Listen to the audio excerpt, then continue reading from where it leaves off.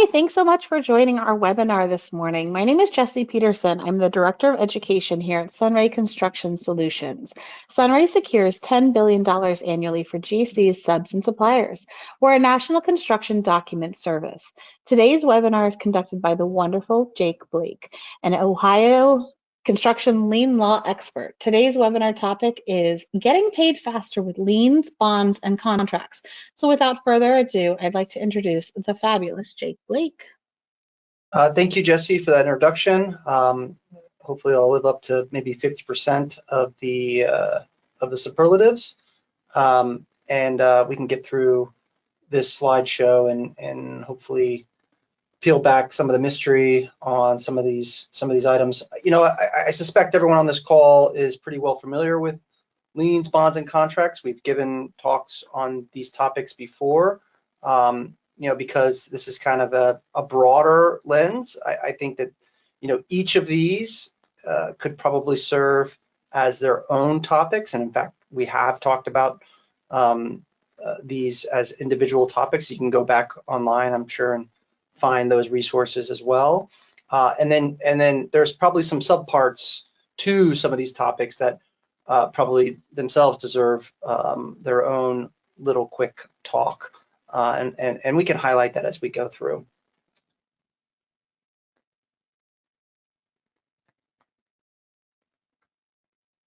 And just if you have questions, there's a chat box on the right. You can post the questions to there, and Jesse and I will address those at the end if there are any. Quick agenda. We're just going to talk about you know, some overview of your lien rights, how to secure them, some contract provisions that might help you if you are in a payment dispute, and then a really quick look at you know, the bond rights and how you can secure those as well. Again, each of these could be their own topic or several topics. All right. So the first thing you want to do really is kind of recognize whether or not you're in a public or a private contract. I think probably most people are aware, but just in case, if you are in a public project, if you're building a school or a bridge or something for an agency in the state, you cannot lien public projects. You can't put a lien on the real estate that the state or the municipality owns. And the reason for that, there's a bunch of policy reasons for that, but essentially, you know, it's the taxpayer who owns that land in some way, shape, or form. And you know, the state has determined that for policy reasons, you can't put a lien on the public fisc. And so what you can do, though, is institute a claim on public funds.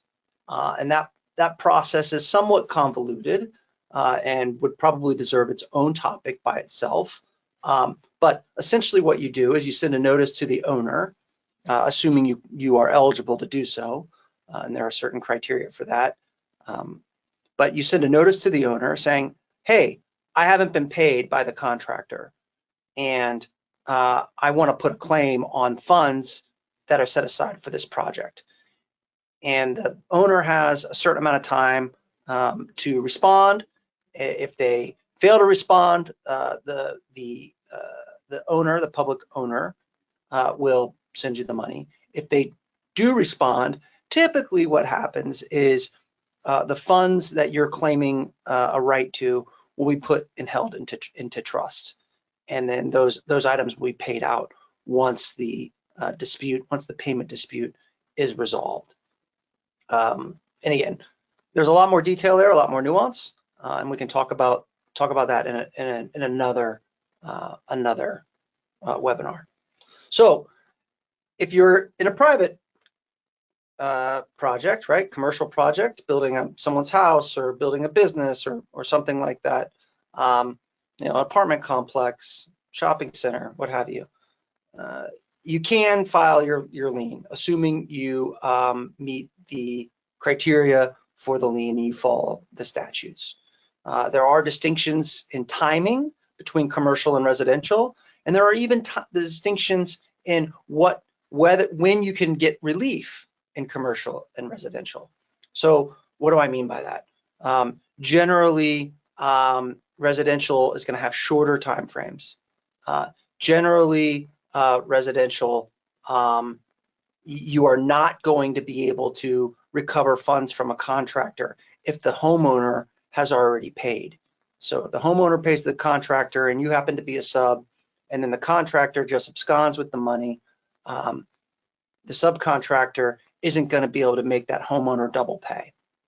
It's a big risk that you take in the as a sub that you take in the residential context. Commercial contracts, that bar to recovery does not exist for subs, meaning even if the owner has paid the contractor for whatever reason refuses to pay you, you lien the property, your lien's going to be valid, and you're going to have a chance to recover from the owner, even double recover. Essentially, the owner in some circumstances may have to double pay. I've said this before in webinars where we talk about lien rights. Read your contract, then read the contract, then read it again. It's important to understand what the contract says about your lien rights. It's important to understand if you're submitting a pay application, whether or not you have to waive your lien rights.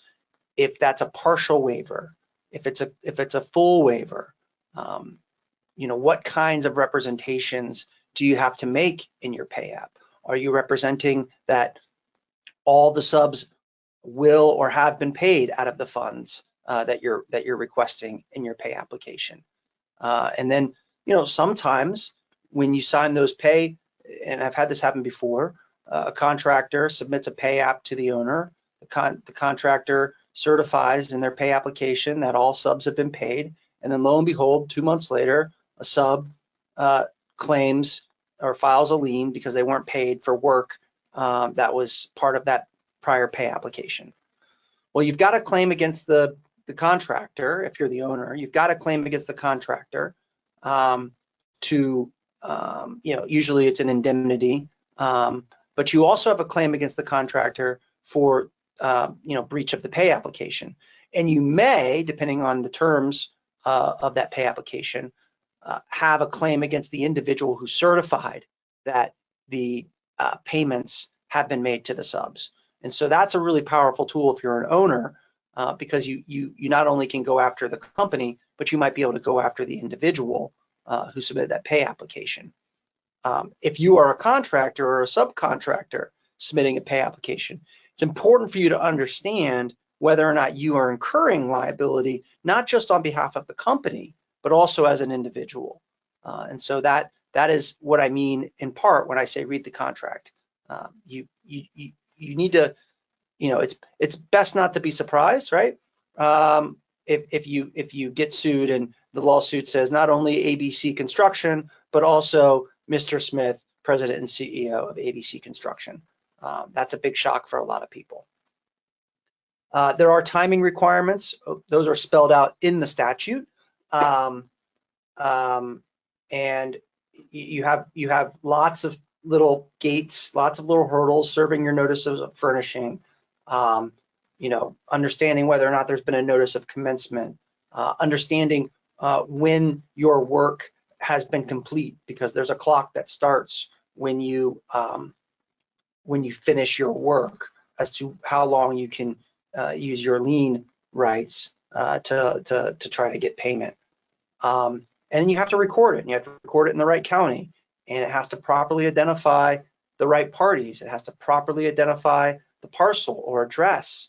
I've had lots of liens thrown out because a subcontractor just regurgitates a form that they used in a prior job, and they submit the proper amount of the lien, they describe the work properly, but they forget to change the name of the company or the contractor or the owner that supposedly was supposed to pay them. And everything else can be right. They can serve it, they can do it on the time, but I've had courts in Ohio, in Franklin County, throw out a party's lien because they misspell even the name of the owner. These are very technical statutes. They're powerful statutes when properly done, when properly used. But if you miss if you don't get 100 on the test, you fail the test. That's the way to think about this. I've put this on a prior webinar, but it's useful to just put it here again so that you can see it. This is your handy dandy. This is your handy dandy timeline for liens. And I think I misspoke earlier. I think I said shorter on commercial than it is residential. It's the other way around. Your timing for residential is shorter to secure your rights, and it's longer for commercial. Just think of if you're trying to put a lien on a residential project, it's harder to do. There are more requirements. There are tighter windows. That's the way the law is set up, and it's done so to protect the homeowner, the citizen, the individual taxpayer who doesn't have usually the financial wherewithal or sophistication that a private company or entity would have. It's possible to waive some element of your rights in your contract. That's why you got to read the contract. There are circumstances where you don't need to serve a notice of furnishing if the notice of commencement hasn't been properly served or isn't properly displayed at the job site or wasn't done in a timely manner. My advice to clients is notice of furnishing is just a piece of paper that says we are doing work at this location. You give it to the owner, and you're done. Just do it. There's no harm in doing it. It's just the worry of a moment, and that's really it. The date of last work that can be defined in your contract. There's common law. There's case law that also can kind of help guide you what that is. My advice to contractors and subcontractors, if they're trying to suss out what their last day of work or last furnishing is just take the most conservative view. And the most conservative approach would be substantial completion. Now, if you want to get into the theory of whether or not that actually is the date of last work, there are lots of arguments that can be made. And if you're in that limbo period and you're trying to file a lien, I'd say still try to do it, because there are arguments that good construction attorneys can make about why your last work or last furnishing is actually after the date of substantial completion. But again, if you're being prudent, if you're being conservative, just always treat the substantial completion as your last day. But again, I've made arguments that final completion is the last day. I've made arguments that warranty restarts this period. I've made those types of arguments, and those are quasi-legal, quasi-contractual arguments. But that is a situation you'd rather not be in. So play it safe. Substantial completion, right? 60 or 75 days later, depending on the type of project, get your lien on file. Again, pay attention about your payment applications. Make sure you're only waiving what you're intending to waive. Make sure, in my view, I never tell my clients to sign anything other than a conditional payment application or lien waiver. And what's that lien waiver conditioned on? Conditioned on payment. And again, any good construction attorney can help you set up that type of form in your work. I mentioned this earlier. You got to get 100 on this test. If you don't get 100 on the lien test, you lose. They're interpreted very strictly in Ohio, and it's a somewhat complicated, intricate statutory scheme. Okay. Your contract provisions that might help you in a dispute where you aren't getting paid. And there are many, right? And there are a million ways to skin the cat. And because we don't have all day, I'm just really going to go over a couple. Look at your when versus if clauses. A lot of times this is a provision that is heavily negotiated. With owners obviously wanting to do the if paid, and and contractors and subs will need to do the when.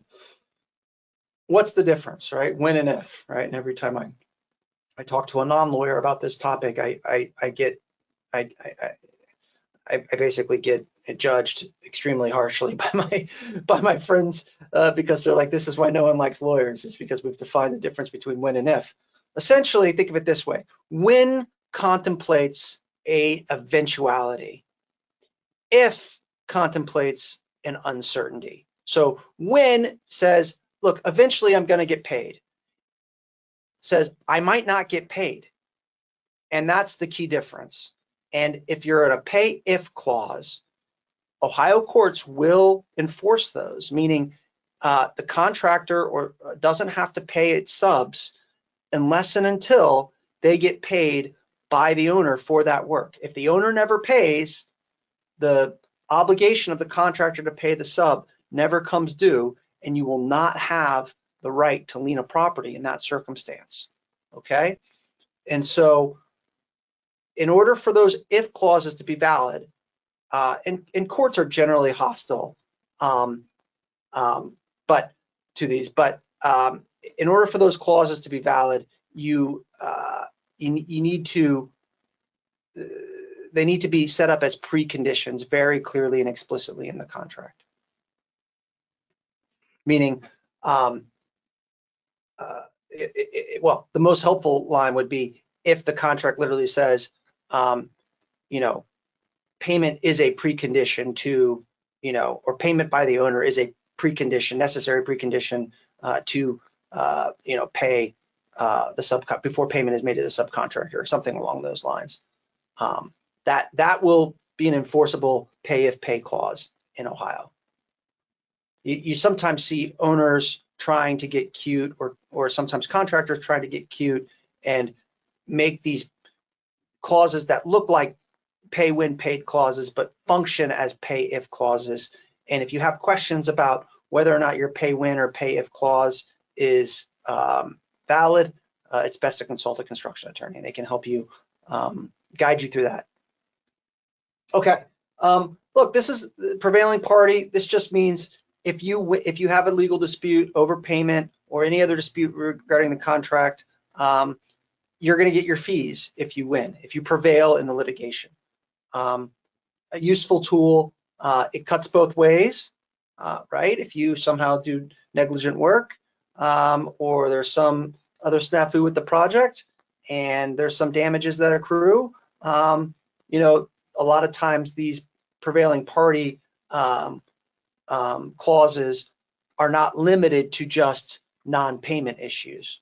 And so, just this could be a double-edged sword. But if you're a contractor or a sub and you can negotiate a prevailing party provision that just deals with payment, then that would be a nice clause to have. But beware, that likely what that will do is just inject a attorney's fees provision into your construction contract.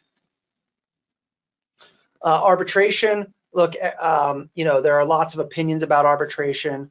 I think in general, arbitration is a boon to subcontractors and contractors on average for most projects, and I would say the opposite for owners. And when I represent owners, I often try to do away with arbitration and go right to court, of course in a venue that's friendly to me.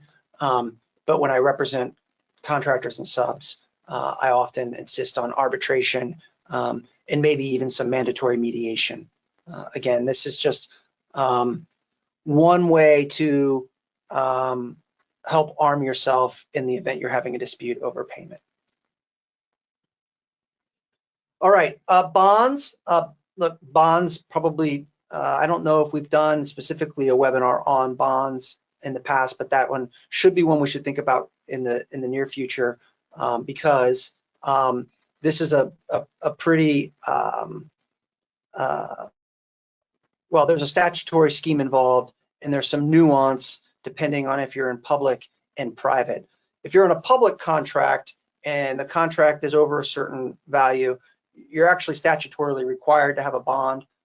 There are a lot of timing provisions that are provided in the statute 5525.16, but it in some ways kind of marries up with the claim on funds that we talked about at the outset of this presentation. Because if you make that claim on funds, you also would send a notice at that same time to the payment bond, to the surety, and that surety then would get involved and make a determination for themselves whether a payment is owed, and if it is, you'll get paid out of the surety.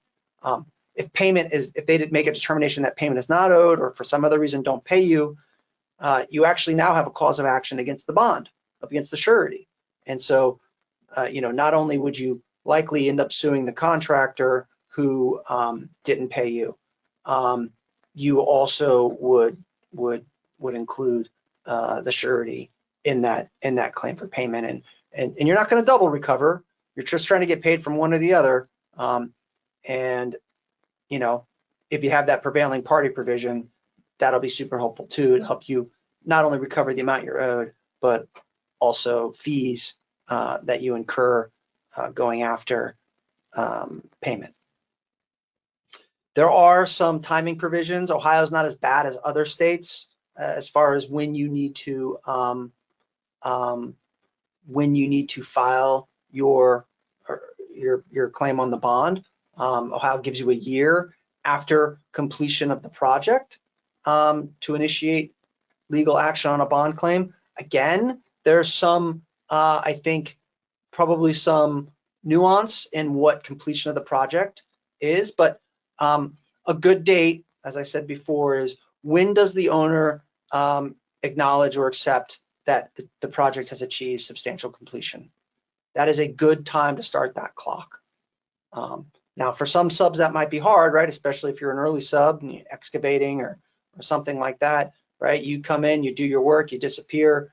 When does the project when does the project achieve substantial completion? You may not know because you may not be involved. So, it's important for you to keep your eye on the calendar, keep your eye on the clock if you're on a public project and you want a bond. Now, we talked a lot about public projects for bonds. You can have bonds in private projects. You see those sometimes, and the rules for those aren't defined by statute. They are really defined by the construction documents themselves, the contracts, the agreements, and the bond. So no matter what, if you have a bond, public or private, get a copy of the bond, read what it is, how much is it for, what work does it cover, is it performance, is it payment, what type of bond is it? Just familiarize yourself with that, so that in the event that there is a dispute, you have another arrow in your quiver.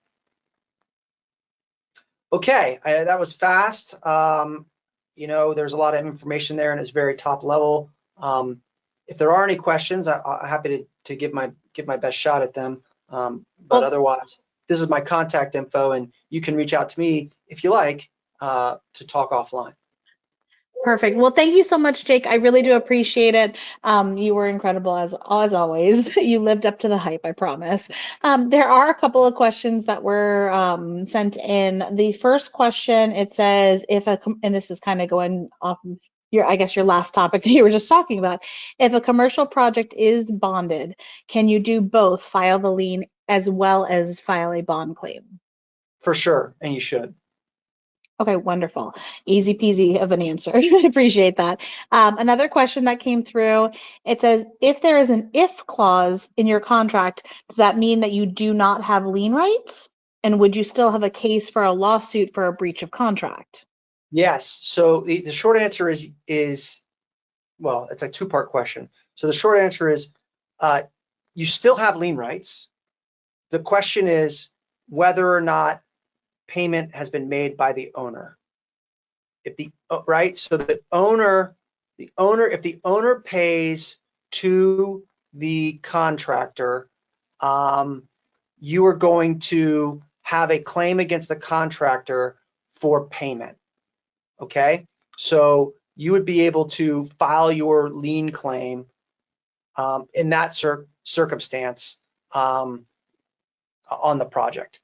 If you do work on the project and it's a pay if clause, you still can lien the project if the owner hasn't paid the contractor, right? You can still lien the project, but you're not going to have a claim against the contractor based on breach of contract for non-payment, if that makes sense. So you do work on a project and you timely file your lien, in time after the project is complete, or after your work, if you furnish your last services or materials, you're going to have lien rights.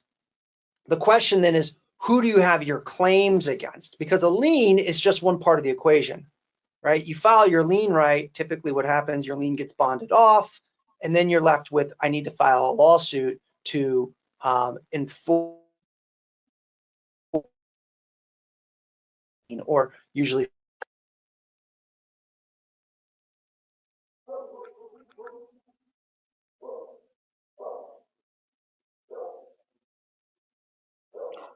Oh no.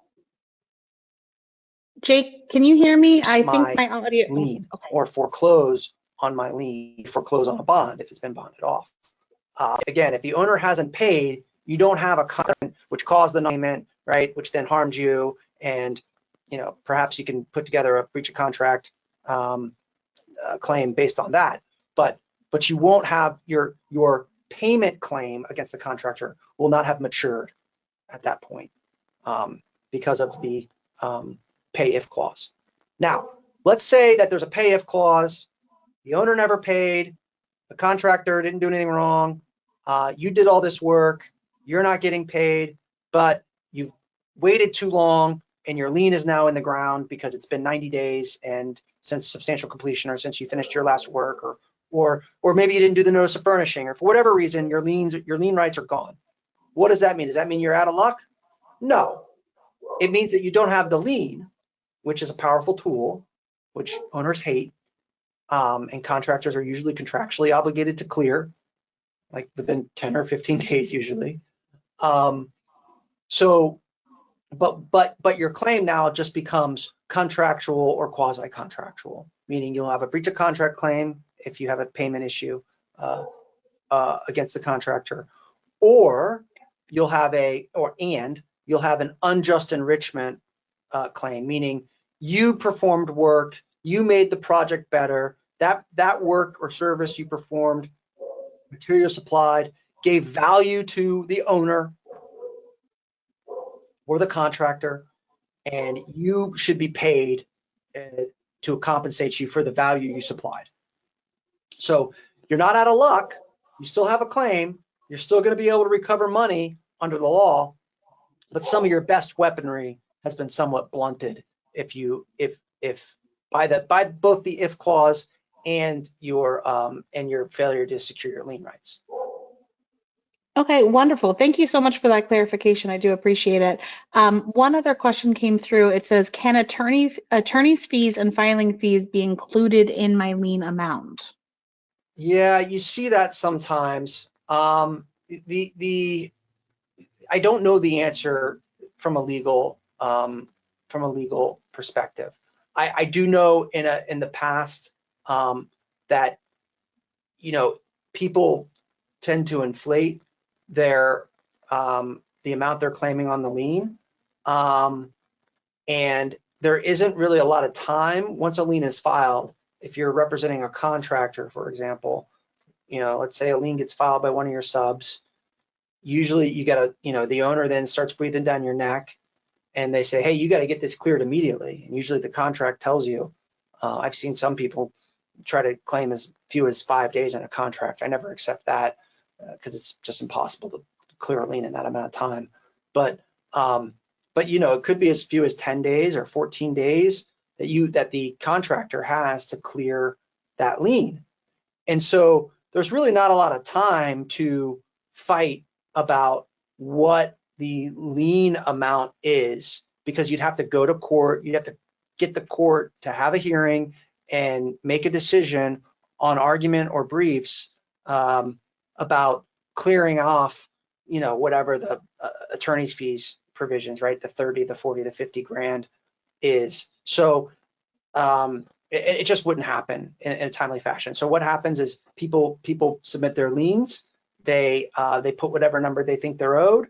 That lien then gets discharged, and then you have a lawsuit about how much is really owed. And that will include arguments about payment for materials, payment for services, and attorney's fees, and court costs.